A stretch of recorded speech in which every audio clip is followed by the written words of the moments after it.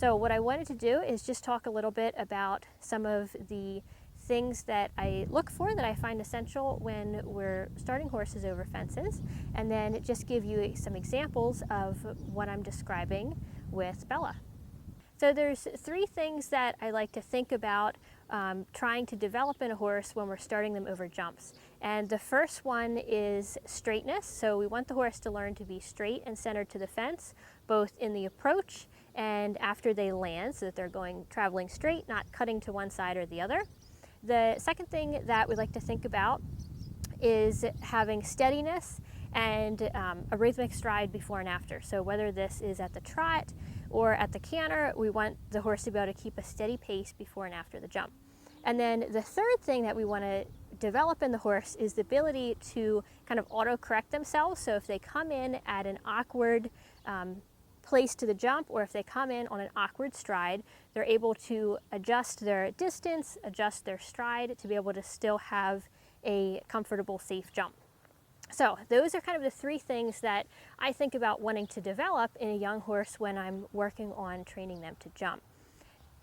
So some of the exercises that I use to start working on these three things is starting over trot poles. So I'll usually begin with just one pole, increasing the number of poles. As I'm going over the poles, I'm going to think about keeping the horse straight both before and after. If I have a horse that is tending to dive or turn one way or the other, after the poles, I'm going to usually stop them on a straight line until they feel like they're going a little bit straighter, and then we'll start continuing around the turn.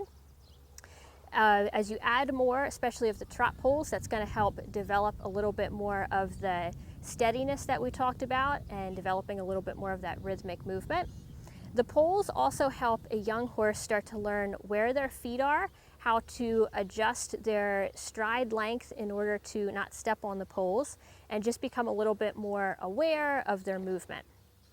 Once the horse is pretty comfortable with trot poles, I'm going to move on to cantering some poles on the ground. Again, starting with a single pole and then maybe increasing and doing more of like a canter cavaletti. So the horse is cantering over several poles in a row, again with the idea being getting them used to adjusting their stride, finding where their feet are.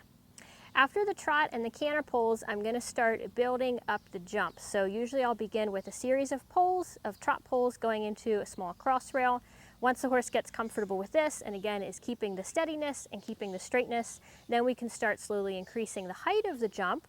And then we can also start adding a jump afterwards, typically one stride afterwards, and then increasing the number of strides so that we start to get a few canter steps and the horse is beginning to trot in and canter out. And the horse can learn how to jump and how to handle their body, where their feet are, essentially through trial and error.